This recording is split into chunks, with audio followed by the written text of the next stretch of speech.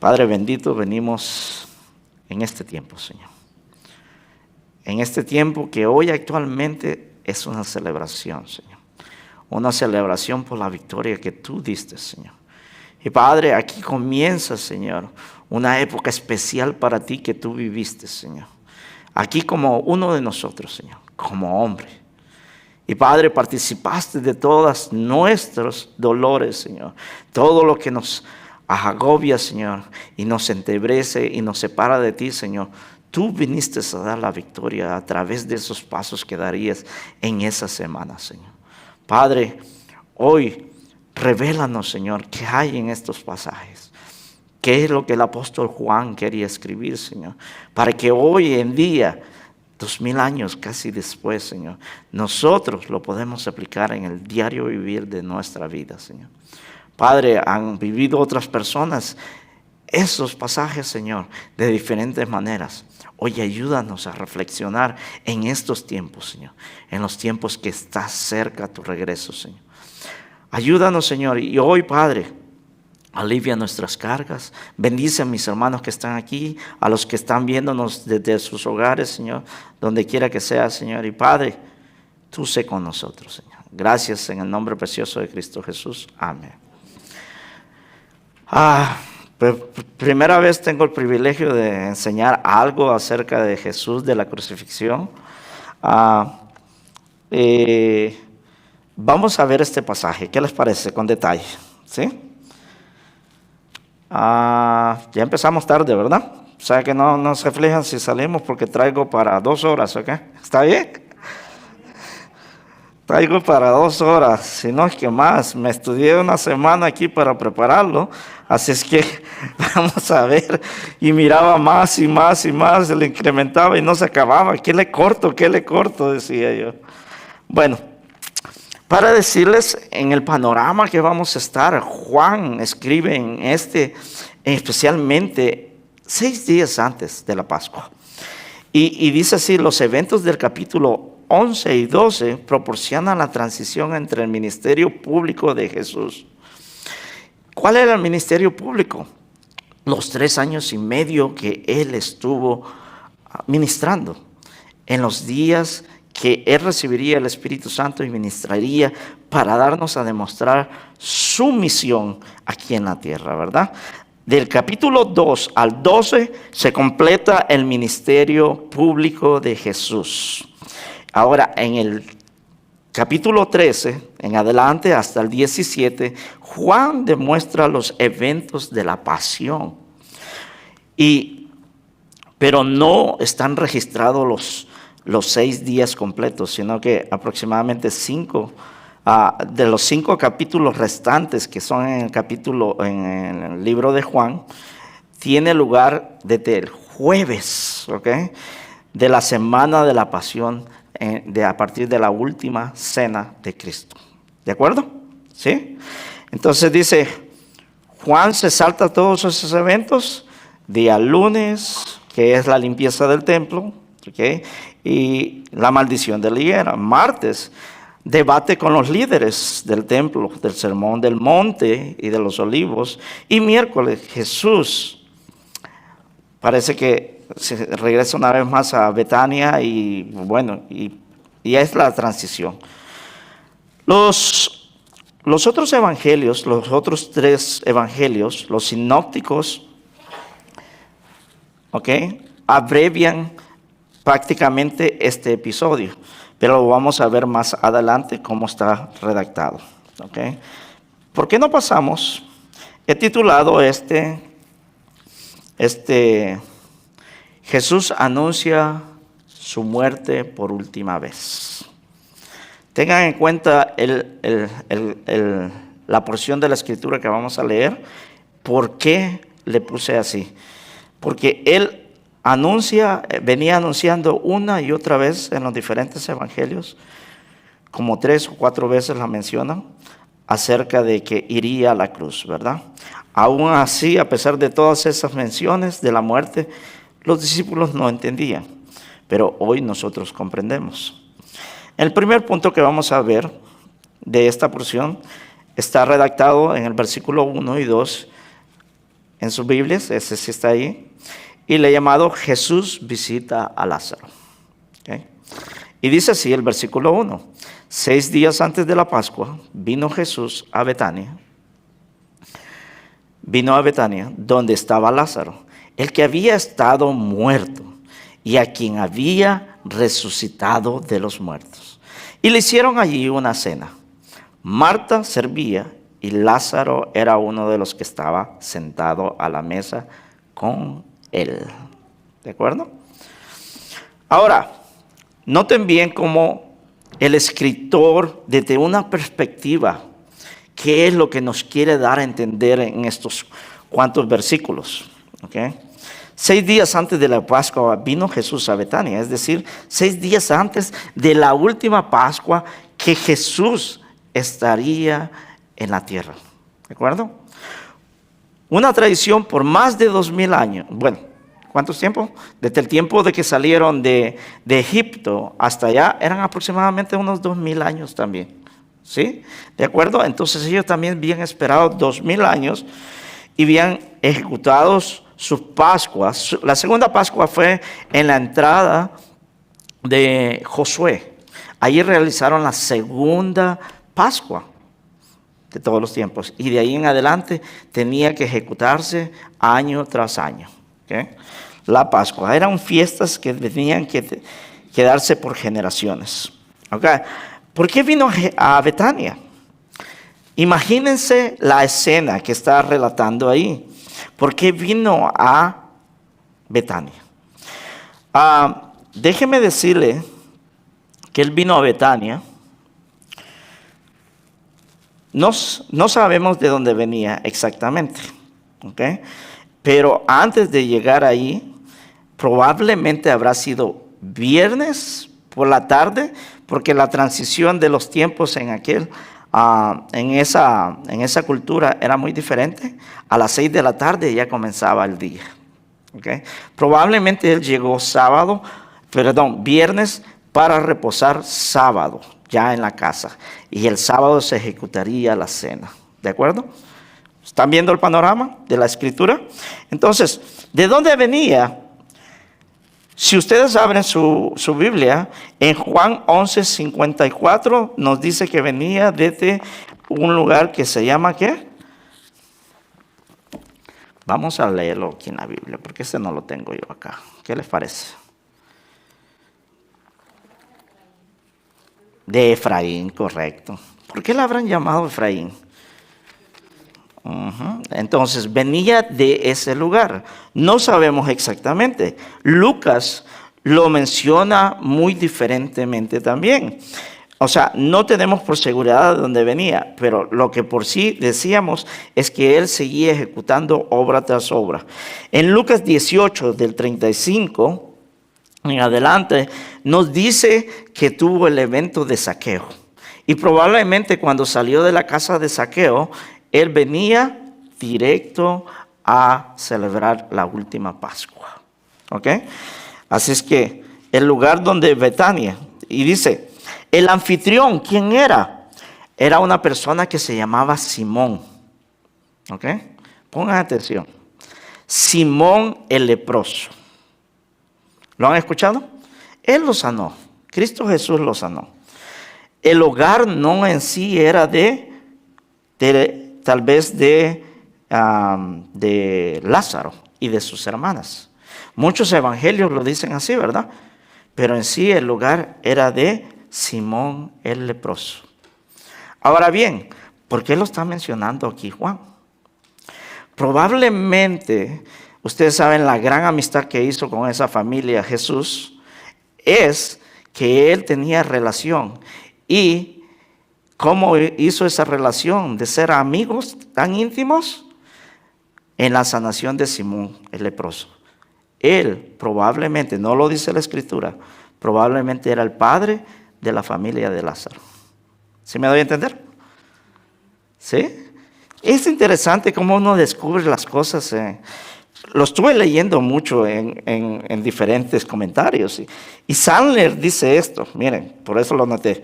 N. Sandler sostiene que Simón de los Sinópticos era el padre de Lázaro y sus dos hermanas. Y está escrito en el libro de él que dice Those Who Jesus Loved. Así se llama. De ahí saqué la referencia. ¿Okay? Por eso lo estoy exponiendo. Se llama Sandler. N. Sandler. ¿Okay? ¿Estamos bien? Llegando a eso, resumen, dice, en los sinópticos lo representan de diferentes maneras. Miren, la anotación de 6 días en lugar de 2, como está escrito en Mateo 26:2, como está escrito ahí en la pantalla, dice Mateo 26:2, sabéis que dentro de 2 días se celebrará la Pascua y el Hijo del Hombre será entregado para ser crucificado. Miren lo que dice Marcos también. Marcos dice 14:1, 2 días después era la Pascua y la fiesta de los panes sin levadura. Y buscaban los principales sacerdotes y lo escribían como prenderle por engaño y matarle. Esto no quiere decir que se contradicen, ¿ok? Los diferentes evangelios con el de Juan. ¿Estamos? Porque Juan está exponiendo 6 días antes. ¿Estamos? 6 días antes y estos 2 días antes de la Pascua. ¿Estamos comprendiendo? Ok. Esto es probablemente que lo que está recetando aquí los otros evangelios significa que fue el día miércoles que estaban hablando. No están hablando del sábado. Pero más o menos es algo sincronizado. ¿De acuerdo?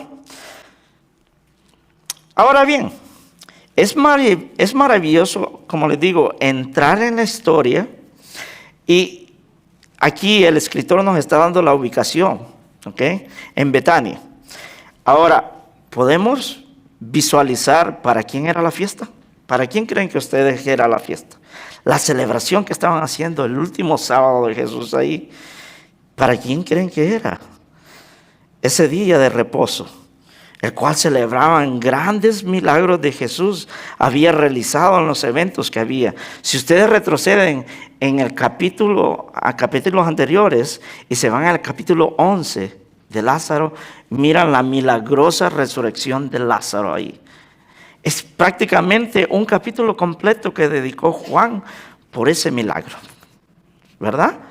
Y está redactado ahí, se los dejo de tarea para que vean. Entonces, imagínense esa reunión con Jesús. ¿Cuántas personas habían en esa reunión? Dice que estaban sus discípulos, son 12, ¿verdad? Estaba Marta, estaba Lázaro, estaba ¿quién más? María. ¿Eran cuántos ahí ya? 12 más 3. Son 15, ¿verdad? Más Jesús, 16. Y el invitado, el anfitrión, que era Simón el leproso, porque lo dice la palabra. Lo dice la palabra. Que estaban en la casa de Simón el leproso. ¿Ok? Entonces eran 19 personas ahí reunidas. Y noten bien las características de todo lo que hace. Ya Marta servía más alegremente. ¿Se recuerda cuando Marta llegó donde Jesús quejándose? Jesús, no vas a regañar a María porque no me ayudan los quehaceres. ¿Sí? ¿Se acuerdan de ese pasaje que nos lo vino a dar Juanito aquí, el pastor Juan? Y nos puso pues alerta a nosotros. No, así es. Hoy de diferente manera, vio la perspectiva de diferente manera. Marta ya no se quejó, sino que estaba celebrando las cosas que se estaban ejecutando en esa celebración tan grande, ¿no? Ahora, imagínense lo primero. Llega el padre de familia de ese hogar, Simón el leproso, dice, y empieza a contar su testimonio. No, pues yo estaba leproso no sé por cuántos años y estuve allí y de repente Jesús me sanó. Ya no estaba ausente, ya puedo ir al templo a adorar al Señor, pero ¿qué más? Y el Señor prestando atención de todo lo que hablaban ahí.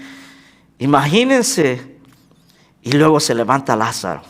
Eso no es nada, papá, le dice, que mira, yo estuve muerto por 4 días. Y ya mucho, ya 4 días. ¿Cómo la ve? Esos son testimonios grandes. Jesús se gozaba de esos testimonios de esas personas. ¿Cuántos de nosotros traemos esos testimonios hoy en adelante? ¿Sí? Y podemos ver que esas cosas serían así, ¿no? Dice, lo más importante de esta celebración no sería el milagro de las... en esta reunión lo que observamos que el escritor de Juan quiere ver ver a la familia. Cómo nosotros nos congregamos y nos gozamos de estar unos entre otros, compartiendo las cosas diferentes, las necesidades de otros, los problemas de otros, orando unos por otros. Hoy venía la hermana dando gracias del viaje que tuvo y regresó y dice, te doy gracias, Señor, porque ya vinimos aquí a compartir con nuestros hermanos y vienen dispuestas a seguir sirviendo más. Esas son gozarse. Eso es lo que quería demostrar. Nótese bien que hay un evento anteriormente al principio en el libro de Juan parecido a este. ¿Se recuerda cuando Jesús llegó a la celebración de las bodas de Caná? ¿Cuál fue el milagro que hizo? Transformó ¿qué? Las tinajas de agua completas en vino, ¿no? Para todos sorprendidos que estaba allí, ¿no? Pero ¿quién estaba allí haciendo el milagro? Nuestro Señor Cristo Jesús. Lo más importante no eran las cosas físicas o lo que realizaba, sino la presencia de Jesús bendiciendo ese matrimonio. Lo mismo estaba haciendo aquí en esta celebración. Jesús estaba celebrando con todos a la vez y viendo ahí. ¿Qué es lo que quiere decir ahí? Que Jesús, más bien dicho, Emmanuel, Dios con nosotros, Él estaba ahí. Y Él ha dicho que no nos dejará y no nos desamparará hoy actualmente. Dios está con nosotros. Jesús nos acompaña con su Espíritu, ¿sí? Con esta perspectiva en mente, ¿por qué no leemos para adelantar? Porque solo llevo 2 versículos y venimos al punto número 2, la unción de Jesús. La unción de Jesús está redactada en el versículo 3 al 8. Vamos a ver también qué es lo que quiere enseñarnos Juan aquí. Y dice el versículo 3. Entonces María tomó una libra, ¿qué dice? De perfume de nardo puro, de mucho precio, y ungió los pies de Jesús, y los enjuagó con sus cabellos. Qué bien todas esas mujeres que se dejan crecer el pelo bien largo, ¿no? Un día tal vez lo podrán hacer con nuestro Señor Cristo Jesús. Qué hermoso, ¿no? Sería eso, ¿no? Y dice, y la casa se llenó de olor del perfume. ¿No? Interesante este versículo. Esto lo que nos quiere representar es que María va más allá del agradecimiento por Jesús. ¿Sí? Jesús es eso lo que busca de todos nosotros, hermanos, nuestros corazones. Que se lo entreguemos totalmente a Él. En el verso 3 está la clave de todo este párrafo que estamos viendo aquí en las Escrituras. Miremos a María, la acción que comete desde el punto de vista del ser humano, especialmente en esa época.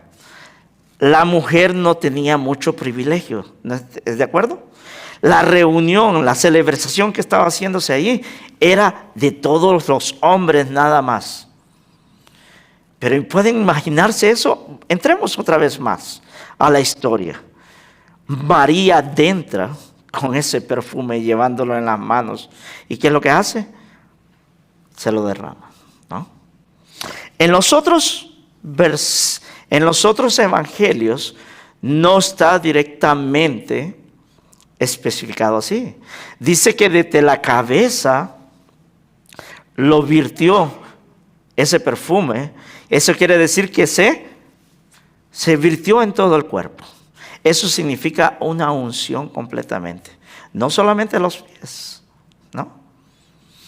Ahora, más adelante en este capítulo, ustedes van a ver una trama donde Jesús hace la labor de siervo. ¿Y qué es lo que hace? Limpiarle los pies a los...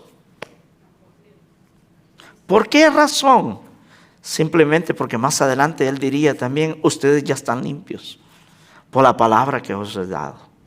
Cada vez que caminamos hoy, nosotros estamos libres, simplemente por el hecho de Cristo. María aquí unge los pies de Cristo, no porque Él sería pecador, sino que es la acción que está poniendo aquí de sierva, ¿sí? De una servidora. Y como les digo, va más allá del agradecimiento de esta mujer y entra en esa celebración de lo que quisiera que estuviesen hablando. Yo les dije más o menos un comentario, pero no, tal vez hablaban de otras cosas, glorificando a Dios, alabándolo, qué sé yo.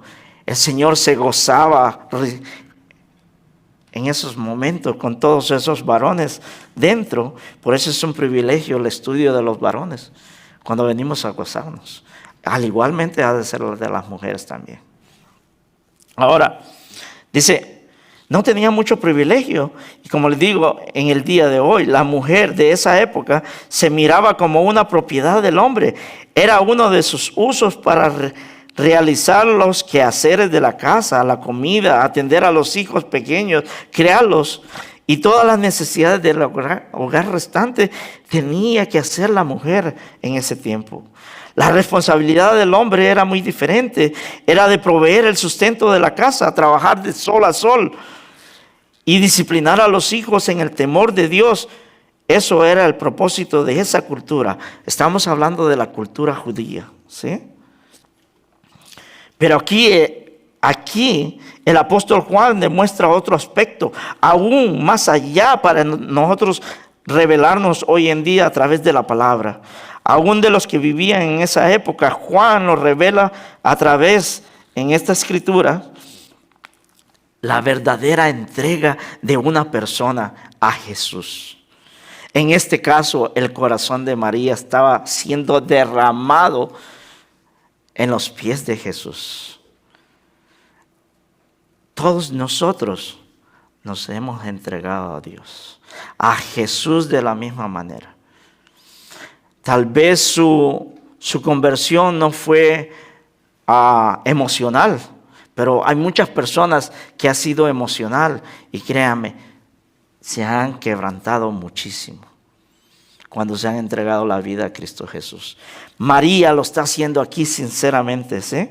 Realizó ese acto de sinceridad sin tomar en consideración el costo y que no le importaba exponerse donde sería rechazada. Ella lo único que hizo es entregar su corazón totalmente a Jesús, es decir, incondicionalmente. ¿No es verdad que nos dice un salmo que Jesús nunca rechaza un corazón contrito y humillado? Eso es lo que quiere el Señor, nuestros corazones, ¿sí? Ahora bien, nótense bien acerca de lo que derrama. Miremos el ungüento, o más bien dicho, el ungüento en Marcos o en Mateo dice ungüento o perfume.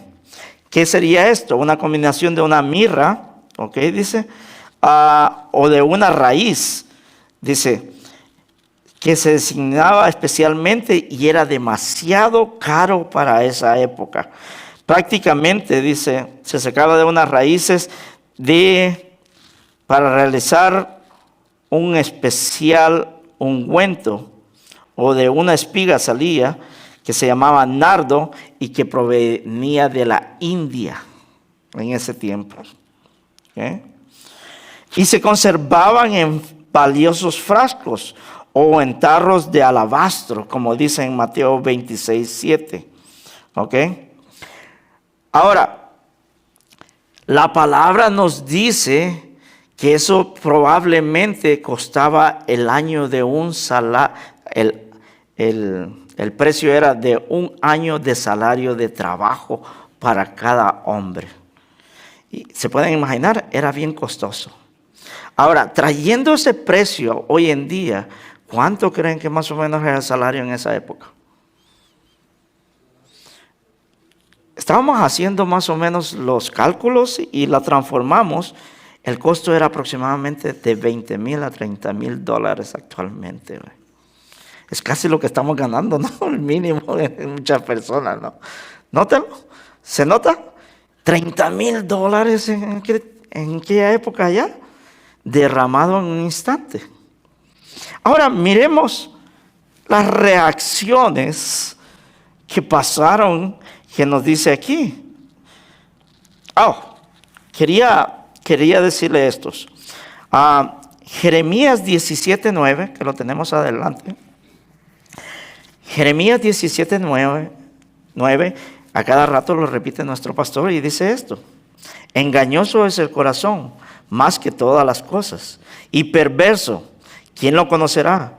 Yo, Jehová, que escudriño la mente, que pruebo el corazón, para dar a cada uno según su camino, según el fruto de sus obras.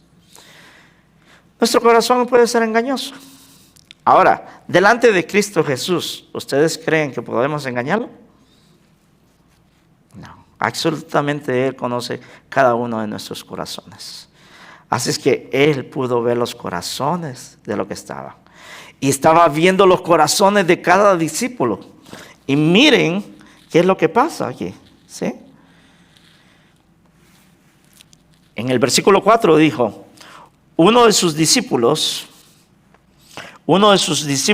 Judas Iscariote, hijo de Simón, ¿okay?, el que le había de entregar, porque no fue entregado este perfume vendido por, ¿qué dice? 300 denarios y dado a los pobres. Como le digo, especificó el precio de ese perfume.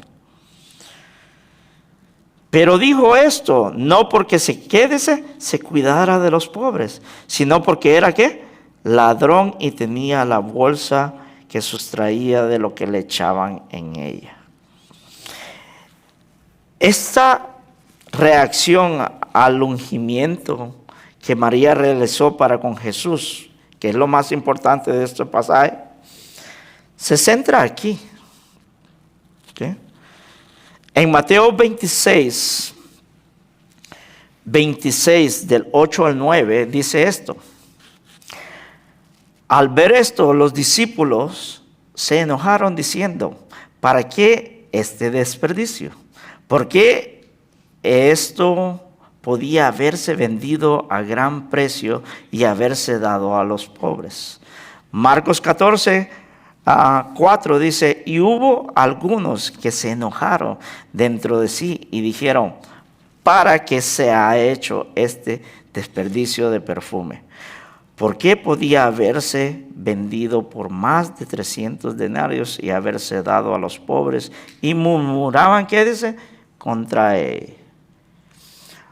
¿Qué es lo que estoy haciendo aquí? Trayendo estos versículos para que ustedes miren las perspectivas de los diferentes ángulos del Evangelio. Nunca se van a contradecir unos con otros. Miren el aspecto de Mateo. Dice, al ver esto, ¿qué dice? Los discípulos se enojaron y dijeron, ¿para qué es este desperdicio? Quiere decir que los discípulos está incluyendo Mateo, incluyéndose él, el escritor. Dice Mateo, yo me enojé, ¿sí? Me enojé con esta mujer por lo que hizo, ¿no? Primero, falta de respeto, entrar y derrama el perfume. Me enojé. Ahora, Juan, desde la perspectiva de Juan está haciendo vernos a nosotros que dice que dijo uno de sus discípulos. Se enfoca más en ¿quién? En Judas, uno de sus discípulos. Probablemente Judas, que era el ladrón, se levantó primero y dijo este comentario. Y a partir de ese comentario, a María la estaban reprochando en todos los aspectos. ¿Sí? Miren la perspectiva de Marcos. Y hubo algunos que, ¿qué dice? Se enojaron, pero ¿qué dice? Dentro de sí. ¿Dónde lo tenían? en sus corazones, ¿no? Cuando lo tenían en sus corazones, Jesús estaba observando cada una de esas acciones. ¿Sí? Entonces podemos ver la perspectiva. Juan deja en claro aquí en lo que estamos estudiando hoy, que Judas no era una persona desafortunada o ¿qué dice? Equivocada. Era un ladrón. ¿Sí? Era un malvado desde la perspectiva de Juan, y por eso lo abrió para que nosotros nos demos cuenta. No es verdad que dice Pablo que entrarán en el tiempo de la iglesia falsos maestros y habrán personas que quieren, ¿qué dice? Destruir la iglesia de Cristo Jesús. Hay gente que podemos venir hipócritamente, vestirnos santamente. Yo sé que aquí no hay ninguno, ¿ok? Sé que no hay ninguno. Créame, no estoy hablando por nosotros, pero hay muchas iglesias. ¿Se pueden imaginar las iglesias, las mega iglesias? Aquí somos una familia, hermanos. Somos pocos, pero nos conocemos y contribuimos unos con otros, hermanos. Si eres primera vez que vienes, hermano, no es por ofenderte y correrte de la iglesia, sino que aquí hay una familia honesta, que estamos orando unos por otros, por nuestros enfermos. Créame que es aliento. Mis hermanos están a distancia, mi familia son ustedes, hermanos. Eso es lo que siento. Miren Juan, cómo lo describe. Judas era un hombre diablo, porque lo escribió en Juan 6:70, creo que aparece. Era un receptor de Satanás, dice en el capítulo 13, versículo 27. Era el hijo de la perdición o de la destrucción, en el capítulo 17, 12 lo escribe también. Para Juan era el traidor imperdonable, dice, que se puso al lado de los enemigos de Jesús. ¿No tenía enemigos Jesús? Tenía muchos, ¿verdad? Entonces, después de todo eso que podemos ver en el versículo 7 y 8, entonces Jesús dijo, en versículos 7 y 8 dice, entonces Jesús dijo que dejadla, para el día de mi sepultura ha guardado esto. Noten bien las primeras frases. Déjenme decirle que el párrafo que me dio el pastor, solo en estos 2 versículos habla Jesús. Bien poquito, ¿verdad? Yo quería ver más letras rojas, pero no pude ver más. Pero en estos 2 tiene la énfasis y el tema de lo que estamos viendo. Jesús menciona por última vez el estado a lo que iría. Este es el punto principal de esta entrada. 6 días antes, Jesús comenzaría una sección de días extremadamente, ¿cómo le ves? De estrés, duros, difíciles de afrontar. Él lo sabía todo. Él sabía que tenía que ir a la cruz y tendría que morir, y lo maltratarían, lo escupirían y todas esas cosas que tendría que sufrir. Si nosotros supiéramos que vamos a sufrir de tal manera, ¿iríamos a cumplir esa misión? Preguntémonos, ¿no? Jesús aquí dice, por última vez les hace saber a sus discípulos y a los que estaban reunidos allí. Jesús dijo, dejadla, la acción que está haciendo María, para el día de mi sepultura ha guardado esto. La unción que María hizo tenía mucha función y mucha importancia. ¿Por qué? Déjenme decirle que aproximadamente, aquí en esta página he escrito más o menos muchos versículos acerca de la unción, paralelos a la unción. Y hay más de 90 veces que es mencionado, nada más en las escrituras, la unción. Déjenme leerles algunos párrafos, ¿ok? Es es usado para el embellecimiento, la unción. ¿Dónde está eso? Les voy a dar unos cuantos versículos, pero no todos, pero el más principal.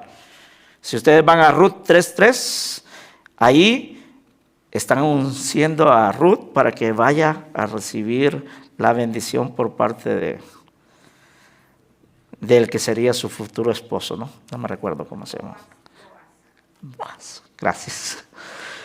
Ya sabía que me iba a responder. Para la sanidad. ¿En dónde podemos encontrar esto? En Santiago 5:14. Unjan a los enfermos, ¿no? ¿Se recuerdan? Unjan al enfermo, al que esté enfermo, con aceite y oren por él, ¿no? Para el uso de los entierros. Hoy podemos ver que Jesús más adelante, aquí María lo está unciendo para eso. Sin saberlo, María. Lo está usando porque Jesús mismo Él lo declara aquí en la palabra, en el Evangelio de Juan. Dice, para el sentido religioso, en el sentido de números acerca del tabernáculo, y en Éxodo 30 cuando ungen a los sacerdotes también, Éxodo 28, para los reyes, ¿se recuerdan cuando ungen a David? También lo ungen en 2 de Samuel 12:7 está eso. Y hay muchos significados que podría decirles, pero por causa de tiempo, por eso no los puse uno por uno, si no, no acabo, ¿verdad? Así es que hay muchos, lo que les interesa la paginita, ahí me la piden. Seguimos más adelante. En el versículo 8 nos está llamando más la atención. Noten bien qué es lo que dice en el versículo 8. Porque a los pobres, ¿qué dice? Los tendréis con vosotros, mas a mí no siempre me tendréis. Es peculiar que esté este versículo aquí. ¿Por qué? Estudiándolo me di cuenta que si vamos a Deuteronomios 15, versículo 11, que están ahí en el PowerPoint, dice, porque no faltarán, ¿qué dice? Menesterosos en medio de la tierra. Por eso yo te mando diciendo, abrirás tus manos a tu hermano, al pobre y al menesteroso en la tierra. ¿Qué es lo que dice Deuteronomios? En la ley está escrito. ¿Cómo está respondiendo Jesús a las difamaciones de los discípulos, especialmente la de Judas? A esa difamación que nosotros podemos hacer arbitrariamente a cualquier persona. Somos rapiditos para juzgar, ¿sí o no? De cualquier acción, ya sea entre nuestros hermanos, nuestros familiares, o nuestros amigos, o nuestros compañeros de trabajo, podemos responder así. Ay, yo soy una de esas personas que me enciendo bien rápido. Sí, puedo juzgar así. Que Dios me perdone. Inmediatamente que cometo esa falta, tenemos que venir a Cristo y confesar nuestros pecados, ¿verdad? Y estar libres. Créanme, porque si no me caería un rayo aquí por el versículo que leí hoy en el devocional. Y mi devocional era este. Decía, y no os hagáis maestros, muchos de vosotros, porque recibiréis mayor condenación. Hermanos, yo con temor estoy parado aquí. Créanme. No les quiero decir otra cosa más que lo que está aquí en la palabra. Jesús, cuando Él está hablando, Él habla a través de la palabra. Y miren cómo reprocha, cómo disciplina a Judas, a pesar de lo que Judas sería para Él. ¿Al caso Jesús no sabía quién es el que tenía? ¿No es uno de ustedes, qué dice? ¿Diablo? Dijo Jesús. ¿Y yo lo escogí? Entonces, ¿qué es lo que nos quiere representar aquí? Déjeme decirle que la unción de Cristo y mencionar su muerte por última vez es lo más simbólico, lo más paralelo, porque nosotros diferenciamos el Evangelio de Juan con los otros tres. Los otros tres evangelios se llaman sinópticos porque son similares, casi escriben las mismas historias, pero Juan se basa más en el amor de Cristo. Y como les dije al principio, hay 3 diferencias en el Evangelio de Juan. Y en estos capítulos, del 13 al 17, está declarando prácticamente lo que es desde la Santa Cena en adelante. ¿Okay? Bien interesante lo que escribe Juan acerca de Jesús. Y eso es lo que nos importa. Entonces, antes de la acusación, Jesús le reprendió por su mala interpretación de lo bueno o lo bello que ha hecho, dice. Típico del mensaje de Marcos, dice. Por ello Jesús tuvo que aclararles que el acto que era muy importante y simbólico para la preparación de su sepultura. A lo que iría. A partir de ese día, Jesús comenzaría una secuencia, como les digo, de días difíciles para su vida. Imagínense el acto, lleguemos a esto. Yo siempre me he puesto a pensar en esto. Cuando Jesús dijo, estoy muy triste, voy a ir a orar, para él agarrar consuelo y fortaleza. Por eso les dicen, aquí en esta iglesia, lo más importante que trata de enseñarle a uno es a ustedes la oración. ¿Cómo quisiéramos que toda la iglesia, antes de venir aquí, unos cuantos van a orar allá para prepararlos? Para el mensaje de inglés hay como 5 o 4 personas que he escuchado que están orando en el momento que la palabra se está destacando aquí. Eso es muy importante. Imagínense a Jesús en uno de estos días de la Pascua, para llegar a la Pascua, cuando Jesús se postra y empieza a decir, Padre mío, si es posible, pasa de mí esta copa. Oigan, cuando nos estamos en casos difíciles, ¿a quién voy a ir? Yo vengo ante Dios primero y luego les pido el consuelo a ustedes, hermanos, hermanas. Ayúdenme. En diferentes circunstancias he levantado a unos hermanos a las 2 de la mañana, hermanos. Créanme. Para que oren por mí, por mi familia. Es poderosa.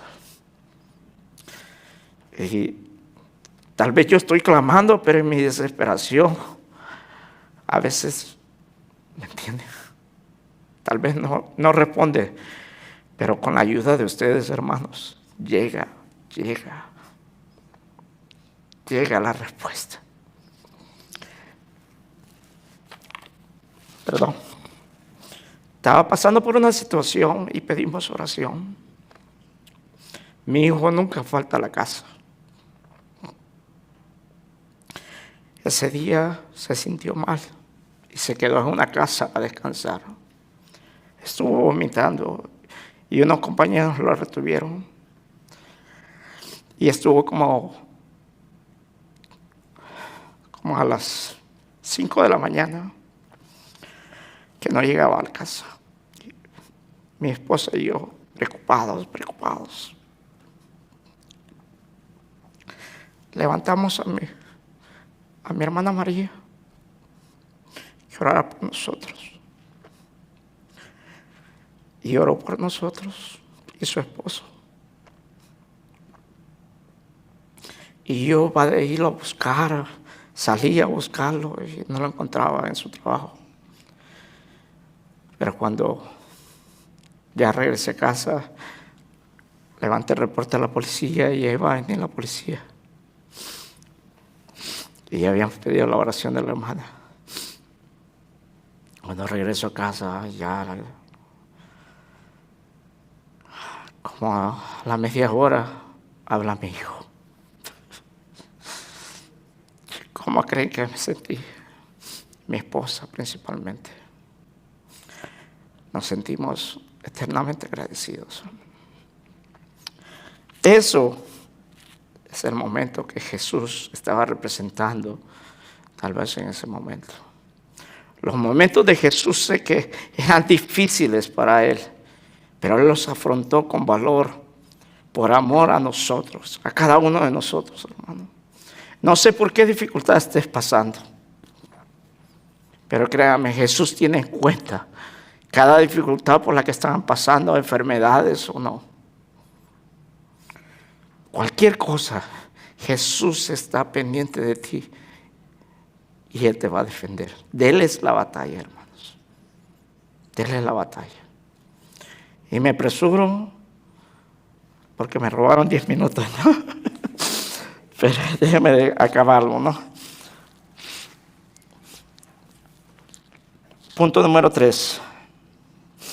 Punto número 3 dice, el complot contra Jesús.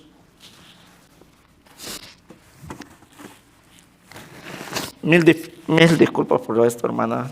Es algo que tenía que salir de mi corazón. Es algo. El complot contra Jesús y Lázaro.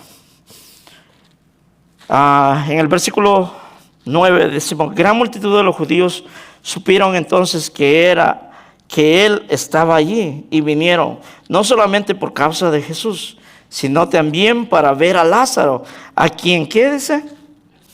Había resucitado de los muertos. Fue gran hazaña esa, ¿no? En el capítulo 11 podemos ver ese gran milagro.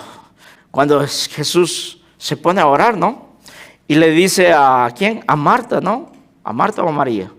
Dice, mujer, yo soy la resurrección, ¿no? Y este testimonio en esta cena me imagino que la declaró también. Todo lo que sintió Lázaro cuando estaba muerto, ¿no? Y llegó ahí. Es interesante, ¿no?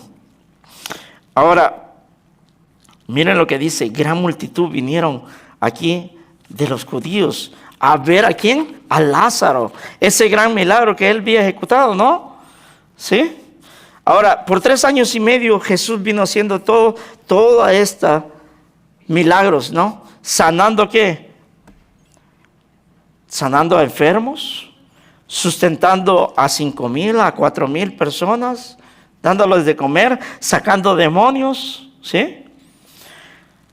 Y muchas de esas personas fueron testigos de esos grandes milagros de Jesús. ¿Es correcto? Y por eso estaban ahí para ver también este milagro de Lázaro. Levanta muertos. Tenemos esperanza, dicen, ¿verdad? Tal vez eso dijeron, ¿no? Pero no lo vieron espiritualmente por lo que había venido en sí Jesús. Ahora nos ha dado vida eterna con Él, juntamente con Jesús, dice la palabra, ¿no? Ahora, noten bien esto, que todas esas multitudes de personas, después de estos eventos, lo que vendría más adelante, prácticamente estas personas que presenciaron estos milagros, vendrían a juzgar a Jesús también. ¿Qué decían? Gritaban, crucifíquenlo, crucifíquenlo. Más adelante, ¿no? Qué agradecidos, ¿no? Esas personas. Oh, wow. Hay muchas personas que nuestro Dios hace milagros en ellos. Agradecen por un rato, pero después se van. Ya no se presentan. Así fueron 10 leprosos, ¿no? Dice, de 10 se fueron contentos y alegres y solamente uno regresó. Así somos nosotros. De todos estos que estamos aquí, todos ustedes somos de aquellos que estábamos en pecados, nuestros delitos y pecados, y hoy venimos a Jesús a agradecerle. Y dice el 10, pero los principales sacerdotes acordaron dar muerte también, ¿qué dice? A Lázaro, unos envidiosos, porque a causa de él, dice, muchos de los judíos se apartaban y creían en Jesús. Muchos de esos se apartaron, de los que estaban viendo de esos y creían en Jesús. Pero recuérdense, me estaba preguntando yo de esto. En el libro de Hechos, dice que solo se apartaron, ¿cuántos? 120 personas. ¿Sería porque solo esos son los que cabían? ¿O serían los que seleccionó Jesús y irían, o fueron los que presenciaron la ascensión de Cristo y son los que irían cuando recibieron ese mandamiento. Aún no lo sé, no he estudiado eso, pero para la próxima tal vez lo traemos, ¿verdad? ¿Qué les parece? Investigando así es como se da cuenta uno a través de la palabra de Dios. Si ustedes leen la palabra por leerla, deben de haber personas que nos revelen las cosas. Cuando el mismo Espíritu Santo las va a revelar en ustedes, cuando de hecho, como María derramó su corazón a Jesús, la misma manera lo va a revelar aquí. Ahora, esa gran multitud, tal vez algunos se apartaron y otros siguieron permaneciendo con él. Pero aquí vemos también la envidia de los principales sacerdotes. ¿Por qué? Porque ya no van a obtener ganancias, ¿verdad? Ganancias de lo que hizo, lo que va a hacer en el templo. Más adelante tal vez ustedes lo van a ver. ¿Por qué? Porque creían en Jesús. Eso es lo más hermoso de la palabra, ¿no? Que creamos en aquel que nos redimió de todas nuestras iniquidades. Y hoy Jesús está por cada uno de nosotros. Y está con nosotros y va a estar hasta el fin de los tiempos. ¿Sí? Padre, te damos gracias, Señor, por este momento. Gracias porque en aquel tiempo, Señor, tú comenzaste, Señor, esa obra que ejecutarías, Señor, que agradarías porque tú serías el Cordero Pascual en ese tiempo, Señor. Celebrabas en ese momento, Señor, tal vez los momentos más difíciles, pero para ti eran alegrías, Señor. Tú anhelabas, Señor, el momento de que llegase, Señor, y que tú te entregases, Señor. Te entregases, Señor, por la causa y la razón de la humanidad caída, Señor. De lo que el primer Adán hizo, Señor. Entregó el mundo, Señor, a Satanás. Pero tú viniste a redimirlo, a levantarlo, Señor. Señor, sufriste mucho, Señor, pero gracias te damos. Gracias por ese momento. Hoy acompaña a nuestros hermanos, a nuestras hermanas, Señor, en todas esas dificultades. Abre nuestros corazones. Sabemos que estamos lejos de nuestros seres queridos. Algunos, Señor. Algunos ya partieron, Señor. Pero, Padre, los tienes a bien. Y hay diferentes personas que están sufriendo por diferentes enfermedades. Padre, algunas personas que están teniendo dificultades en sus trabajos, Señor. Sé con ellos, Señor. Guárdanos, Señor. Padre, guarda cada uno de los matrimonios que se conserve aquí y sean de buen testimonio delante de sus hijos, de sus familiares. Que se mantengan fuertes, Señor. Que no haya nada que los separe, Señor. Que continuemos, Señor, buscando tu rostro. Y Padre, de tu palabra, Señor. Ayúdanos, Señor, que tu regreso está pronto para mí, Señor. En el nombre precioso de Cristo Jesús. Amén.